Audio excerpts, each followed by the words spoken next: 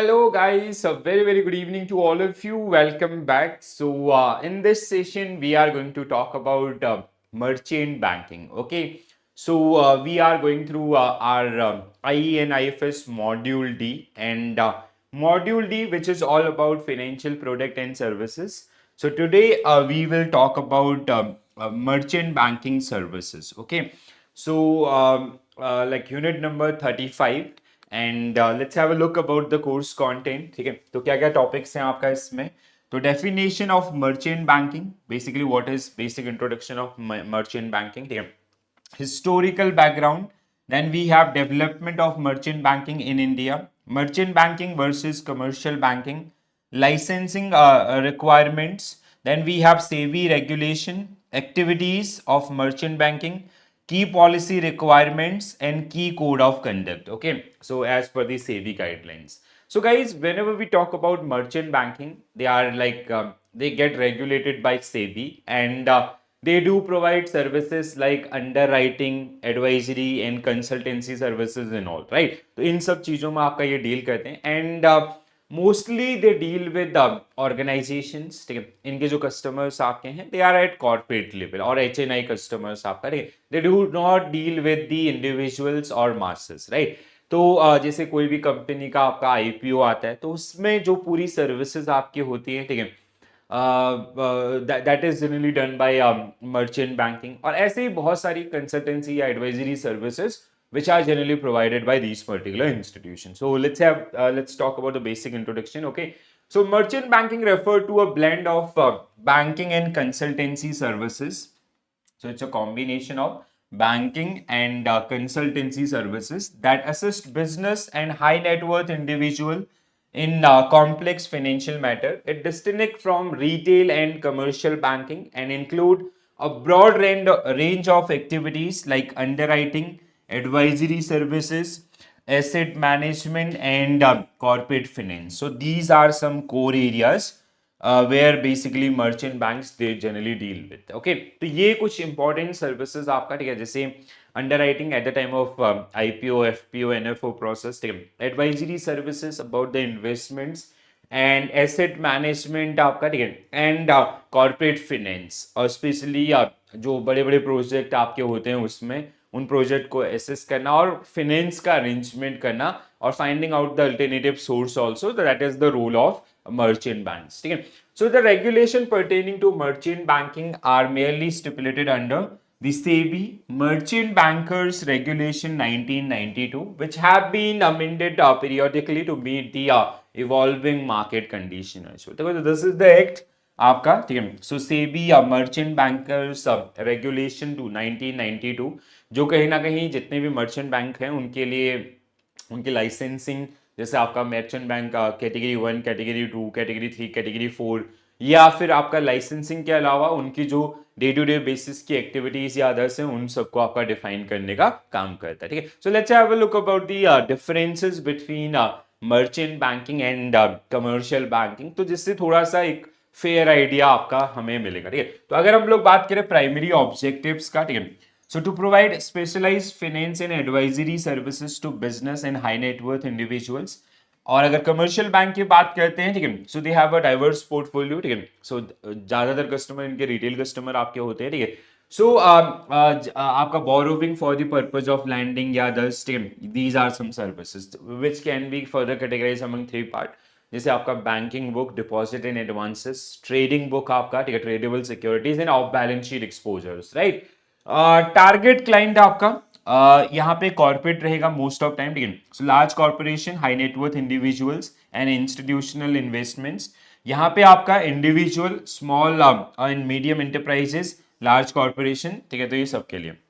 तो basically merchant banking आपका जो स्पेशलाइज सर्विसेज के अंदर आपका डील कर रहा होता है. ठीक है, तो स्पेशलाइज सर्विसेज की जब बात आती है, so that is always for HNI और corporate houses, right. Service offered, merger and acquisitions में काम करेंगे, अंडरराइटिंग में, मर्चेंट सॉरी एडवाइजरी सर्विसेज आपका, asset management and corporate restructuring. यहाँ पे आपका deposit, loan, credit, mortgage, basic investment options. Regulation की अगर हम लोग बात करते हैं, ठीक है, heavily regulated by specific law and agencies, regulated by central bank and other financial authorities as well. ठीक है, तो आई होप इस पर्टिकुलर चार्ट के थ्रू आप सबको एक क्लियरिटी मिला होगा कि द मेजर डिफरेंस आपका है, ठीक है, दोनों एरियाज को अगर हम लोग कंपैरिजन करते हैं तो उन कंपैरिजन में आपका कैसे लाइक मर्चेंट बैंक्स आपका अलग होते हैं किससे, जितने भी हमारे जो नॉर्मल कमर्शियल बैंक्स हैं, ठीक है. So there are few lines which are given in your book also, तो इनको भी देख लेते हैं. So there are key differences in approach, attitude and areas of service between merchant bank and commercial bank. जैसे merchant bank are regulated by SEBI, whereas commercial bank are regulated by RBI. Merchant bank primarily assist in raising equity and equity related finance, where commercial bank they generally deal with bank primarily deal with debt and debt related finance. Merchant banks are management oriented, whereas commercial bank are asset oriented. Activities of merchant banks are project consulting, capital structuring, amalgamation and takeovers, merger and takeovers, whereas commercial bank are mainly financiers. Okay, so they generally deal with accepting deposit, CASA and RAFA deposit, lending in the form of loans और even some guarantee और some other work also. ठीक है, सो ये आपका कुछ इस तरीके से जो दोनों का एक और डिफरेंशिएशन आप कर सकते हैं. It is a fee based service. ठीक है, मर्चेंट बैंकिंग आपका जब भी होता है it is mostly fee based and आपका जो कमर्शियल बैंक है इट इज फंड बेस्ड. ठीक है, इंटरेस्ट इनका जो मेजर अर्निंग सोर्स होता है. ठीक है, so it can be fund based as well as fee based. ठीक है, सो रिन्यूअल अगर मर्चेंट बैंक्स में कुछ और पॉइंटर्स पे अगर हम इनको सेग्रीगेट करते हैं. So revenue model, so it is fee based for advisory services, commission or percentage of deal. Here we have interest rate spread between loan and deposit, fee for services like overdraft. Risk profile generally higher due to involvement in market sensitive activities, relatively lower क्योंकि आपका retail participation that generally diversify the portfolio. Specialization आपका, ठीक है, highly specialized services, they generally provide highly specialized services requiring expertise in areas such as corporate finance and capital market. More specialized services catering to a broad audience for everyday financial need. Basically, they are generally cater their services to masses. Okay, तो ये आपका differences between merchant banking and आपका commercial banking. ठीक है, तो I hope इतना समझ में आ गया होगा, बहुत बेसिक सा आपका था. ठीक है, अब अगर हम लोग बात करें लाइसेंसिंग का, ठीक है, सो सेबी रेगुलेशन का, सॉरी, ठीक है, so SEBI regulation on merchant banking. तो हमने ये चीज समझा कि merchant banks in India they get regulated by SEBI. ठीक है, सो सेबी के द्वारा इनके अंदर इनके लिए गाइडलाइंस आती हैं as per SEBI merchant bankers act 1992. ठीक है, जिसमें आपका ये सारी चीजें. ठीक है, तो certificate under SEBI regulation, certificate from SEBI is mandatory to commence the business of merchant banking activities.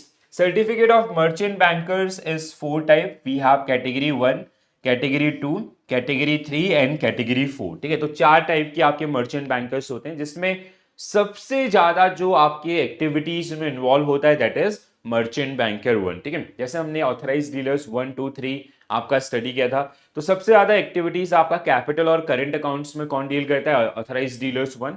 वैसे ही सबसे ज्यादा आपका जो मर्चेंट बैंकिंग सर्विसेज या जो मर्चेंट बैंकर्स 1 कैटेगरी के लाइसेंस होल्डर्स होते हैं, they have access to all services related to merchant banking. ठीक है, सो कैटेगरी 1 की अगर हम लोग बात करते हैं, ऐसे एंटिटीज जिनके पास कैटेगरी 1 का लाइसेंस है अंडर मर्चेंट बैंकिंग, ठीक है, so they can manage to carry on activities of issue management. ठीक है, कोई भी कंपनी अपना पब्लिक इशू लेके आ रही है, आईपीओ लेके आ रही है वो, ठीक है, which will inter alia consist of preparation of prospectus. ठीक है, तो उस कंपनी का prospectus डिजाइन करना and their information related to issue, determining financial structure, tie up of financiers and final allotment and refund of subscription. तो जो पूरा आपका आईपीओ का एक प्रोसेस होता है या एफपीओ का प्रोसेस होता है, ठीक है, तो उसमें आपका जैसे 3 फेजेस में वो जनरली जाता है. जब हमने कैपिटल मार्केट में स्टडी किया था, तो आपका जैसे first one is prospectus. It is kind of N advertisement documents जहां पे कंपनी सारा इंफॉर्मेशन, फंड्स कैसे रेज करेगी, कब से स्टार्ट होगा इन अदर्स. देन आपका second phase is application filed by the subscribers, ठीक है, जो शेयर होल्डर्स, जो प्रोस्पेक्टिव शेयर होल्डर्स हैं उनके द्वारा एप्लीकेशन शेयर करा जाएगा through merchant bankers. And third one is allotment. So allotment आपका that is always happen on pro rata ground, because maximum time companies के शेयर्स क्या होते हैं, ओवर सब्सक्राइब होते हैं, ठीक है. और अगर ओवर सब्सक्राइब हुआ तो जो रिफंड प्रोसेस आपका है या वो सारी चीजें हैं, that is also dealt by the your merchant bankers, ठीक है. तो पहला आपका to act as an advisor, consultant, manager, underwriter, portfolio manager. तो जितनी भी सर्विसेज होती है मर्चेंट बैंकिंग के अंदर, most of they get handle by the category 1. अब कैटेगरी 2 और 3 और 4 जहां पे ये सर्विसेज जैसे can only an advisor, consultant, co manager, underwriter और पोर्टफोलियो मैनेजर्स. तो ये चीजें आपके हट जाएंगी. 3 आपका can act as underwriter, adviser, consultant to an issue. 4 is आपका can merely act as an adviser और कंसल्टेंट टू एन इशू आपका, ठीक है. तो ये जो कैटेगरीज आपके बनाई गई हैं सेबी के द्वारा, जो डिफाइन किए गए हैं, ठीक है. तो जब एंटिटीज आपका, जब भी उनसे लाइसेंसिंग आपका कराते हैं सेबी से, सो सेबी विल इशू लाइसेंस आपका एज पर देयर क्वालिफिकेशन और capabilities, which will talk just after this, ठीक है. तो वहां पे आपका 4 टाइप के मर्चेंट बैंकर्स 1 आपका जो है, उनके पास कैटेगरी 1 के अंदर जो आते हैं, सबसे ज्यादा राइट्स जिनके पास आपके होते हैं, या सबसे ज्यादा सर्विसेज आपका जिनके द्वारा ऑफर्ड की जाती है, ठीक है. सो कैपिटल एडिकेसी नॉर्म्स की अगर हम लोग बात करें, ठीक है, so capital adequacy norms as per SEBI regulation. So the applicant for a merchant banking license should have a net worth of not less than rupees 5 crore for category 1 merchant bank, where net worth means the sum of paid up capital and free reserve of the applicant.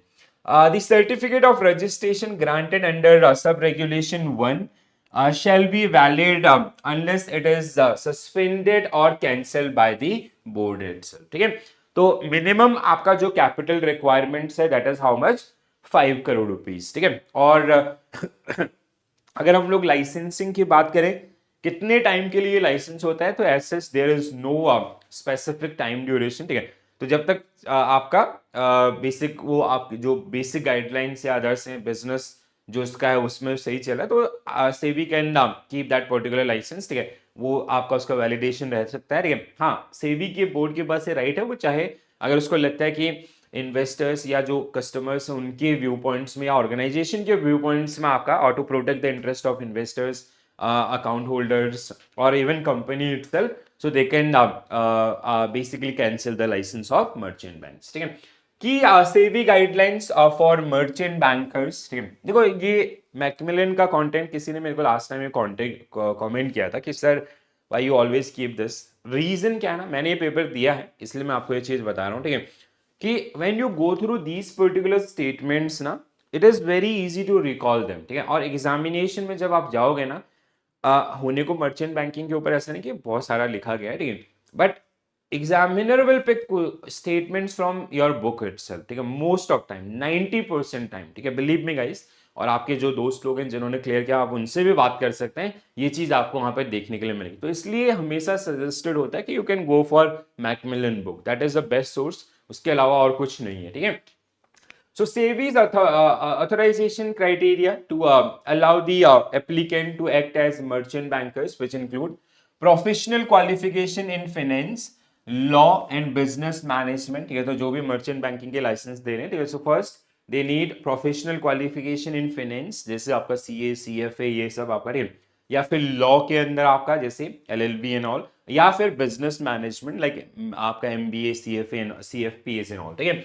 Infrastructure like office space, equipments and manpower, ठीक है. तो you have to prove this कि we have capability to run that particular business along with that 5 crore, ठीक है. Capital adequacy आपका 5 करोड़ जो था, past track of record, experiences, general reputation and fairness in all transactions, okay. So these are some common requirements which are generally asked by SEBI to the companies before granting the license to the merchant bankers, okay. So now अब कुछ important areas आपका, ठीक है, activities की अगर हम लोग बात करें, किन किन एक्टिविटीज के अंदर ये इन्वॉल्व होते हैं, ठीक है. सो पहला आपका जैसे था इशू मैनेजमेंट, ठीक है, इशू मैनेजमेंट। सो इशू मैनेजमेंट मतलब पब्लिक इशू, ठीक है। पब्लिक इशू मींस आपका issue management means like if a company is coming with IPO, initial public offering, FPO, ठीक है, फॉलो ऑन पब्लिक ऑफरिंग और एनएफओ, ठीक है, न्यू फंड ऑफरिंग, ठीक है। तो ये आपके these are the public issues जिनके थ्रू कंपनीज अपने शेयर्स को या मार्केट में लिस्ट कर रही होती है, इंट्रोड्यूस कर रही होती है, या कोई नया म्यूचुअल फंड्स या बॉन्ड्स मार्केट में इंट्रोड्यूस कर रही होती है, या फिर आपका ऑलरेडी लिस्टेड है तो वो आपका दोबारा से कुछ फ्रेश शेयर्स को मार्केट में सेल कर रही होती है। तो वहां पे हमें आपका, जैसे मैंने आपको बताया, प्रोस्पेक्टस, एप्लीकेशन इन अलॉटमेंट, तो वो सब सीक्वेंस या जो प्रोसेस है वो इसका पार्ट होगा। तो इसमें मर्चेंट बैंकर्स का क्या क्या रोल होगा, ठीक है। तो पहला आपका प्रोजेक्ट अप्रेजल, ठीक है। So evaluating the feasibility of project, कि अगर इस टाइम पे हम अपना आईपीओ लेके आते हैं तो विल कस्टमर और prospective investors acquire our shares और नॉट, तो एक वो कॉन्फिडेंस सर्वे आपका जो रिक्वायर्ड होगा, ठीक है। दूसरा drafting of prospectus, if yes लगता है कि हाँ हमारा इतना गुडविल है मार्केट में, अगर हम अपनी कंपनी को लिस्ट करेंगे तो company shareholders will buy our shares, तो ये है। Then after taking approval from RBI will draft the prospectus. तो प्रोस्पेक्टस आपका इट इज इसके बारे में हमने डिटेल में डिस्कशन भी किया वैसे, ठीक है। एक ऐसा डॉक्यूमेंट जिसमें मतलब it's a kind of advertisement document of your IPO, upcoming IPO, FPO, NFO, ठीक है, जिसमें सारी डिटेल होती है अबाउट द ऑर्गेनाइजेशन, आपका बेस प्राइस, फ्लोर प्राइस क्या होगा, ठीक है। इसके अलावा मैनेजमेंट कौन है, what will be the proceed of that particular money, ठीक है, और कैसे हम लोग आपका इन्वेस्टमेंट इन्वेस्टर्स से लेंगे, सारी चीजें आपका, ठीक है। So assisting in drafting legal and financial documents आपका, ठीक है। तो जहां पे ये companies merchant bankers one they help companies in the drafting of prospectus, right. इसके अलावा regulatory approvals, obtaining approval from SEBI and stock exchanges for the upcoming IPO, FPO, NFO, marketing strategy, designing issue advertisement and publicity, कहाँ कहाँ पे उस prospect को आपका list करना होगा, newspaper will be the best way और news channel will be the best way, या कोई अदर मोड ऑफ आपका कम्युनिकेशन जैसे आपका सोशल मीडिया, अदर्स, ठीक है। एक्टिविटीज, इसके अलावा एक बार आपका इश्यू हो गया, ठीक है। पोस्ट इश्यू में अगर हम लोग देखें, ठीक है, तो पोस्ट इश्यू में allotment, helping in the allocation of shares, जिसमें आपका मोस्ट ऑफ टाइम कंपनीज के शेयर्स आपका ओवर सब्सक्राइब होते हैं, तो उसमें आपका प्रो रेटा ग्राउंड के बेसिस पे वो सेटलमेंट करना, ठीक है। और इवन सेबी की गाइडलाइंस आपका, जैसे रिटेल के लिए आपका 50%, ठीक है, इसके अलावा जो डीआईआईस हैं उनके लिए 35%, एफआईआईस के लिए 15%, वो क्राइटेरिया मीटअप करना, ठीक है। लिस्टिंग आपका facilitating in the listing of shares on stock exchange, ठीक है। तो जैसे आपका लिस्ट होना, देन पहला दिन आपका बहुत इंपॉर्टेंट होता है ट्रेड का, जिसमें ओपन रहता हो, कितना भी बढ़ सकता है कितना भी घट सकता है, वो सारी चीजें, ठीक है। और रिफंड आपका managing the refund of application money if necessary, ठीक है, कुछ केसेस में अगर आपका रहता है, ठीक है। बैंक, इसके अलावा अगर हम लोग बात करें तीसरे मेजर फंक्शन का, ठीक है, बैंकर्स टू द इश्यू, ठीक है। तो यहाँ पे अंडरराइटर्स आपका ऐसे कमिटमेंट्स भी करते हैं, like as per SEBI provisions, कोई भी अगर आपका जैसा आईपीओ आ रहा है तो उसका 90% सब्सक्रिप्शन आपका मैंडेटरी है। अब अगर 90% नहीं हुआ, सपोज दैट कंपनी का 85% हुआ, so remaining 5% will be purchase by the underwriters. तो ये जो गाइडलाइंस है वो सब चीजें आप करेंगे। अब यहाँ पे bankers to the issue, handling collection of application money, coordinating with registrars, इसके अलावा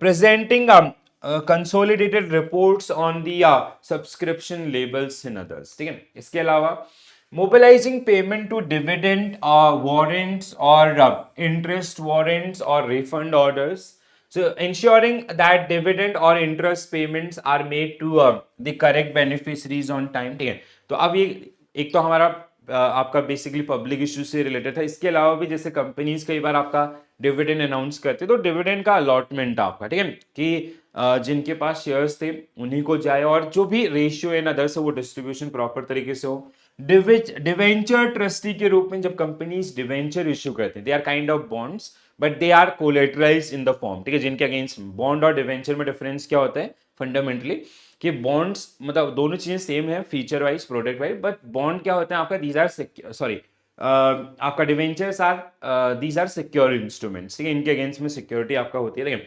सो protecting the interest of debenture holders, ensuring compliance with the convenience of the trust deeds, underwriting आपका, ठीक है, committing a subscribe to a shares or debentures of a company in case of under subscription. जैसे मैंने आपको बताया था ना IPO में कि as per SEBI requirements minimum 90% का सब्सक्रिप्शन होना जरूरी है. अब अगर कंपनी का 85% हुआ तो ये जो रिमेनिंग 5% है that will be purchase by the underwriters, ठीक है. और अंडरराइटर कौन है आपका? मर्चेंट बैंक आपका, ठीक है. तो इस तरीके से मॉनिटरिंग एजेंसी आपका, keeping track on how track of how the raise capital is being used by the company itself, ठीक है, क्योंकि उन्होंने जो प्रोसीड में बातें की है उसी तरीके से, ठीक है.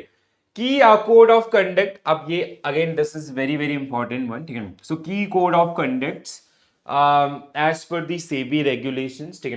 So Securities and Exchange Board of India has outlined several key code of conduct for merchant banks under Regulation 13 of the Merchant Bankers Regulation 1992. So please do remember this section आपका Regulation 13, ठीक है. Act तो आपको याद हो गया होगा ये हो, ठीक है. So these codes serve to uphold the ethical and professional standards in merchant banking and protect to interest of investors, ठीक है.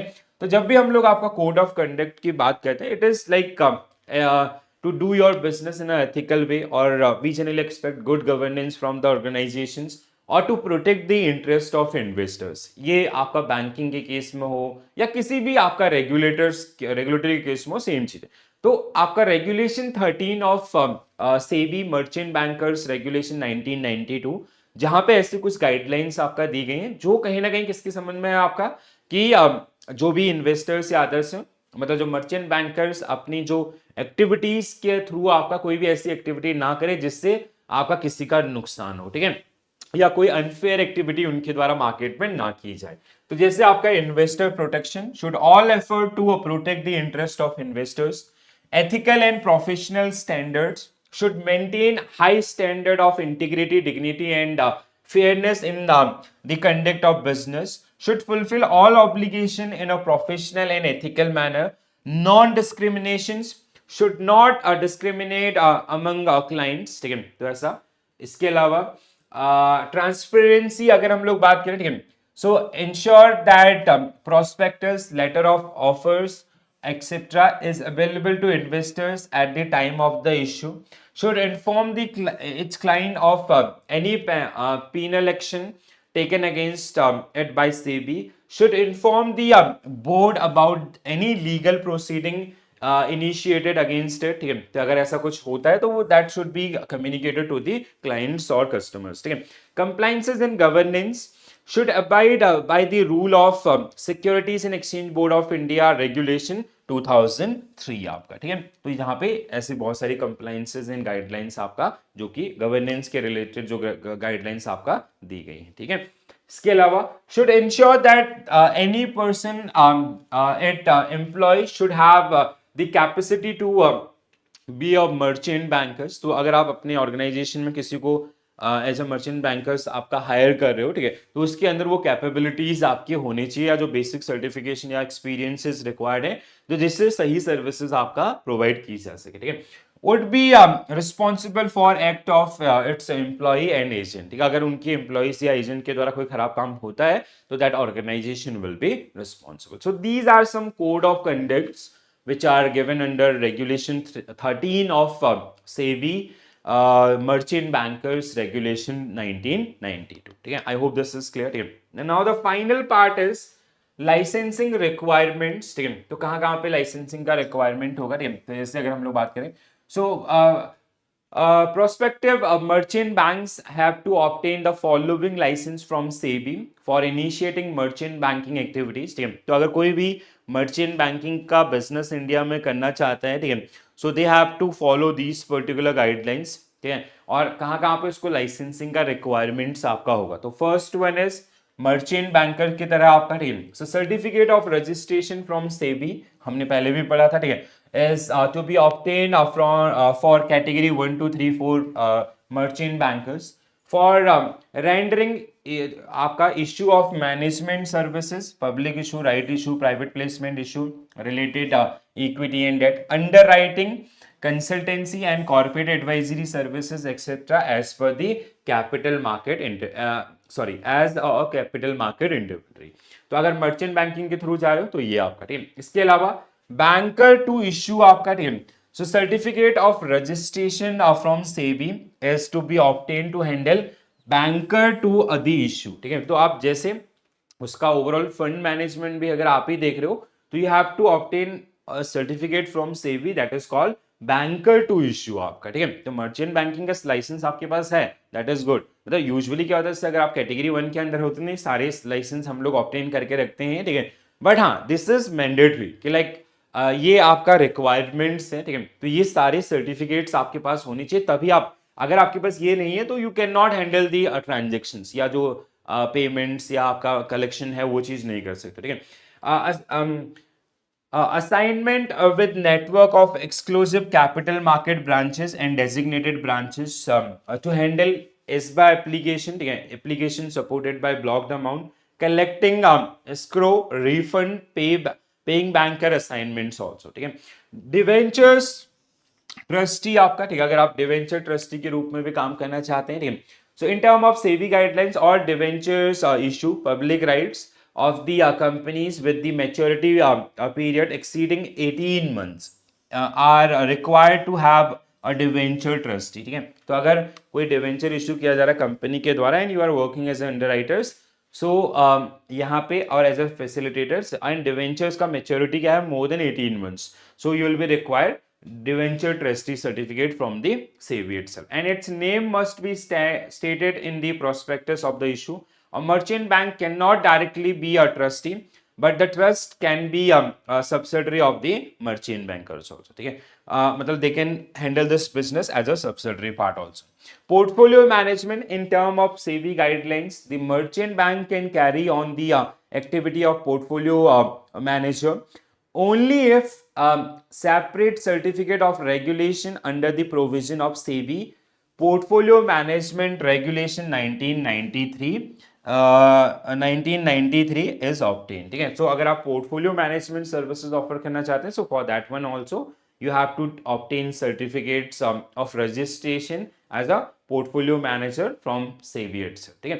तो ये कुछ आपका नेसेसरी, मतलब जो लीगल रिक्वायरमेंट्स आपके हैं अगर कोई मर्चेंट बैंकिंग, और देखो क्या होता है ना आज के डेट में, लाइक जैसे हमारे बैंक्स हैं, they are not limited to, जैसे अखारे बोरोविंग और लैंडिंग में हम लोग नहीं होते, हम लोग बहुत सारी जो कस्टमर की जो डायनेमिक डिमांड्स हैं उनको फुलफिल करने के लिए सारी चीज़ों में इन्वॉल्व होते हैं, ठीक है। जैसे let's say if you are selling insurance product, तो वहाँ पे कुछ रिक्वायरमेंट्स होती हैं कि जैसे आपका NISM का IRDA का सर्टिफिकेशन होना चाहिए, तो these kind of things similarly here also, ठीक है। तो वो एक पर्सन के नाम पे यहाँ पे भी आपका जो मर्चेंट बैंकर्स बन रहे होते हैं, and if they are facilitating these different different services, तो उसके लिए उनको आपका कुछ डिफरेंट सर्टिफिकेट्स आपका सेबी से ऑब्टेन करने होंगे and they have to maintain this, ठीक है। इनके लिए कुछ चार्जेस आपका जो होते हैं वो आपको पे करने होंगे, ठीक है। सो this is all about your merchant banking, ठीक है। सो आई होप सबको समझ में आया होगा क्या है मर्चेंट बैंकिंग, रेगुलेशंस क्या है आपके, ठीक है। इसके अलावा कोड ऑफ कंडक्ट क्या है, की फंक्शंस आपका क्या है, अदर्स। तो बिलीव मी गाइस, अगर आपको इतना समझ में आ गया, आने वाले एग्जामिनेशन में you can expect half marks to 1 marks question based on this unit, ठीक है। मतलब वो हाफ मार्क्स से 2 क्वेश्चन या 1 मार्क्स का 1 क्वेश्चन आपको एग्जामिनेशन में देगा, ठीक है। Most of time it is related to regulation और आपका code of conduct and functions, ठीक है। तो ये अगर आपको समझ में आ गया तो आने वाले समय में आपके ये मार्क्स सिक्योर है, ठीक है। So now after some time I will start a series based on unit wise MCQs, तो वहां पे हम इसको आपका पूरा डिटेल में, मतलब क्वेश्चंस के थ्रू आपका प्रैक्टिस करने के भी कोशिश करेंगे। I will share the PDF in the Telegram group, तो वहां से आप इनको एक्सेस कर सकते हैं, ठीक है। तो कैसे लगा सेशन जरूर बताएं आपका, ठीक है। डू शेयर योर फीडबैक्स, और अगर कोई भी सजेशन है वो सजेशन भी आप जरूर दीजिएगा, ठीक है। तो आज के लिए इतना ही कहते हैं, I will see you tomorrow. So this is it from my side, thank you for joining this session, bye bye, take care all, have a nice day, thank you.